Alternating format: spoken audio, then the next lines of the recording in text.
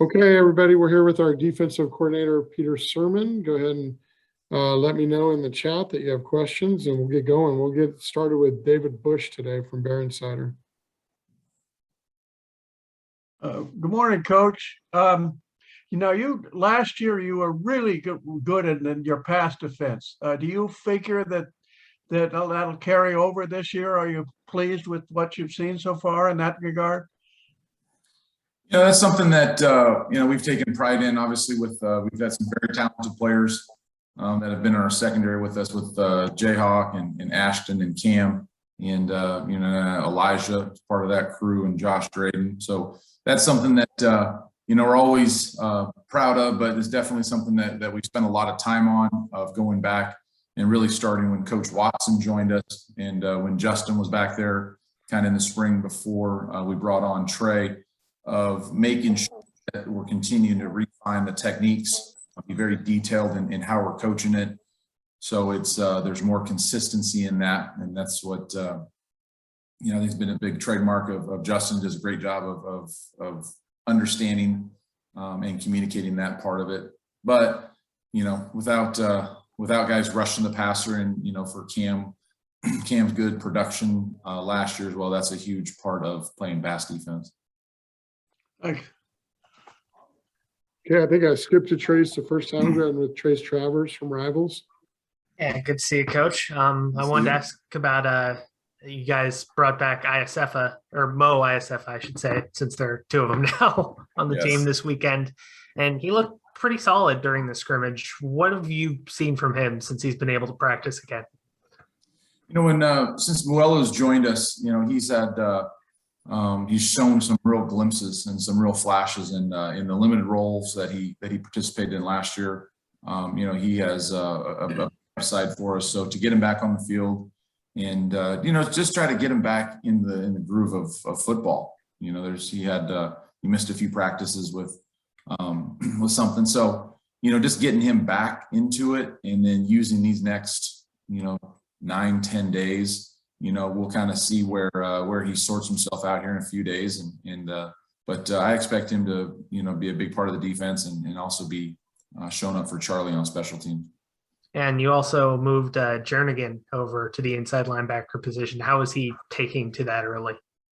Yeah, Miles, he has nice tools for really the outside linebacker and the inside linebacker room, and right now we're just he's immersed in the learning, kind of the process of the inside linebacker room. Some of the terminology, is going to be subtly different than what he learned at the outside position. Even though the schematics of it are all tied in together, but right now it's just he's doing all that he can to feel more comfortable in the calls. But when he's out there, he's long, he's rangy, he does a nice job of getting to the ball. So we will continue to invest and give him reps and see where this takes him. Cool. Thank you. Okay, we'll go to Jim McGill from Bear Insider. Hey, Coach, at inside linebacker, are there any leading candidates to back up Mo and Evan at inside backer?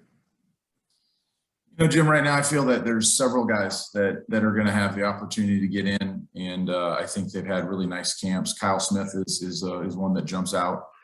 Kyle's has been a steady improver since he's been here.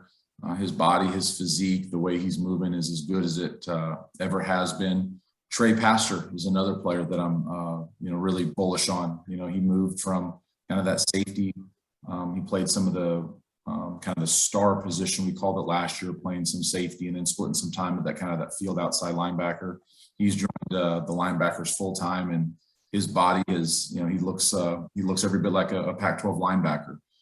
And he continues to get better with reps, better with some of the just the experiential learning of reps and doing it over and over again.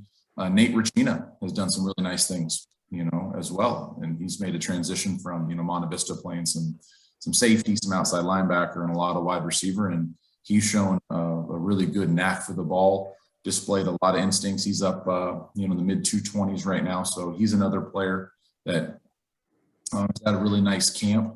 And then young Femi Ladeo, he's another guy that wasn't a traditional inside linebacker in high school, but he's shown a real nose for the ball, and he's a player that, we're out of that camp mode, but we're still in the investment development of some of our younger, more inexperienced players, and he's one of those prime candidates that we're getting as many reps as we can. Looks like in practice the defensive line has been stout. Obviously, there's a lot more bodies out there than there were in the spring and last season. What are you seeing out of that young depth and their ability to contribute early? It's a good point because of, some of our limiting factors of how much we've been able to practice, and the type of practices that we've been able to plan has been a big function of the depth of the defensive line, and sometimes the lack of depth of the defensive line. Coach Browning's done a really nice job. I mean, first of all, of developing the players that we have, but he's also done a very nice job of recruiting, young, talented players.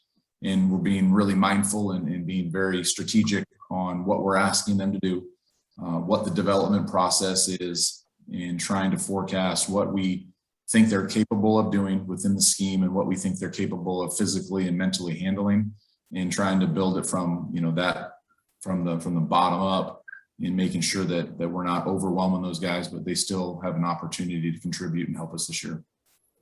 Are you able to comment if Ricky or Stan are back at practice or available this week? I think Justin will probably handle all that. Okay.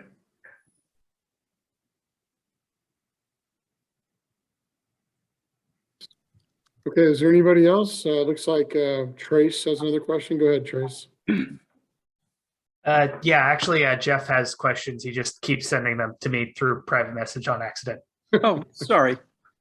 I'm not seeing Jeff, so go. Trace or Jeff, whichever one of you. I'll cede my time for the moment. Ahead. I'll have some. Okay, go ahead, thank you. Thank you, Trace. Peter, can you talk about the safety position? Justin told us the other day that Craig Woodson's out for the season. You've got, Hicks and Daniel Scott and Woody. Can you talk about how those guys are doing? And then who's sort of next in line, and how's your depth developing there? Craig, that's an unfortunate situation for him and for the team. We wish him nothing but the best as he gets back to full health. But you're right. I mean, so it's right now we're looking at Elijah Wood, Daniel Scott, Miles Williams is a young player that we're really high on. He's done a nice job. He plays with a lot of energy. I think he's got nice range. He has the opportunity of kind of overlapping some plays and having some range in the deep part of the field. And then Hunter Barth is another younger player that is continuing to develop. So those are some of the candidates. Juan Butler has been a player for us at safety that's shown a physical approach to the game. So those are the guys that are getting the reps, and we'll see what the rotation is, and how we utilize everybody and what their roles are on special teams and how that impacts the number of snaps that we ask them to play on defense. How has Woody played? Woody's been a very instinctual. He's been tackling very well. As a new player to the system, there's some things that he's continuing to get better at in terms of technique and some of the vocab and the communication. But Wood has been a great addition to the team in terms of teammate, worker, and we're happy to have him. If I could ask you a follow-up, how much prep work have you started already on Nevada? And when you look at their quarterback and their receivers, Strong's pretty good. Dubes, the wideout, is really prolific. What are you seeing with those guys? Well, I started watching them this summer. I started getting the gray whiskers just the last couple of days. They're a hell of a team on offense, guys. The quarterback is very talented with his arm. He makes throws all over the field. Number 7 he can take the top off it. They get the ball in the perimeter to him. He can outrun players. A lot of times in press, it looks like the DB is standing in cement, on some of his releases. And then, when I looked at it, I think they had 5 or 6 players over 30 receptions in a 9-game schedule. The tight end the tight end Turner and number 7. They both had 9 touchdown receptions. You know, the running backs combined for 48 receptions on the year. You know, the pistol run game is always a little bit challenging. It's a little unconventional. You know, more teams are doing it, but the angle of approach and some of the blocking, it looks a little bit different than dot run or the running back offset. So this is a very, very talented offensive team. I can't, you know, I'm not watching the other side of the ball, but these are real dudes now. And they're not really like anybody else you'll play, right? Not any longer. You know, we obviously missed Wazoo last year, so you'll see some similarities. You'll see some of the kind of the root of you know, some of the Mike Leach, I guess, lineage and some of the pass game stuff. But you know, Mike Leach doesn't run the ball out of pistol downhill and you know, really have the physical backs, and the backs are, you know, watching the entire season. I would love to know how many tackles they broke and how many yards after contact that stable of running backs enjoyed, because it's a lot. Good luck. Thank you. Thank you. Okay, guys, anybody else with questions for Coach?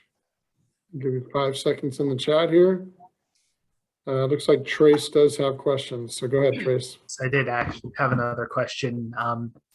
You guys, by, you know, circumstance and just what you had available last year, played maybe 15 guys regularly on defense. Do you have an ideal number that you'd want to play with if you can find the right guys to meet that number, or is it all situational again? I think it's going to be, you know, Trace, that's, you know, we had, you know, it felt like Hoosiers, you know, when Gene Hackman said, "That's my team." You know, you had 4 guys on the floor, and that's my team. Like, "Coach, you need 5. Like, that's my team." You know, for a lot of different circumstances. And, you know, that's not probably something unique to us. It was probably something that a lot of other teams were able to enjoy last season. You know, but this is still, you know, I think as we identify some guys early, you know, we're hoping to be honestly in the low 20s to the mid 20s of guys that can help us win a game. As the season progresses, you'd like to see that number grow with some of the younger, inexperienced players gaining some valuable experience, maybe not necessarily in the game, but, you know, the continued investment in practice and in the meeting rooms. However, there's always going to be attrition as well with, you know, guys missing for different reasons, injuries, you know, those things are always, you're always battling the attrition. You're always trying to continue to build up from the depth in terms of trying to backfill, you know, when guys are unavailable due to injury. So, you know, and I think in the low to mid 20s would be a number that I think we're comfortable with in terms of guys that are ready to compete and play with the lights on, you know, which is, as you guys all know, competitive sports are great in a practice environment, but, you know, when it's going for real, that takes a different experience level and a different temperament that some players will get there, but it just takes time.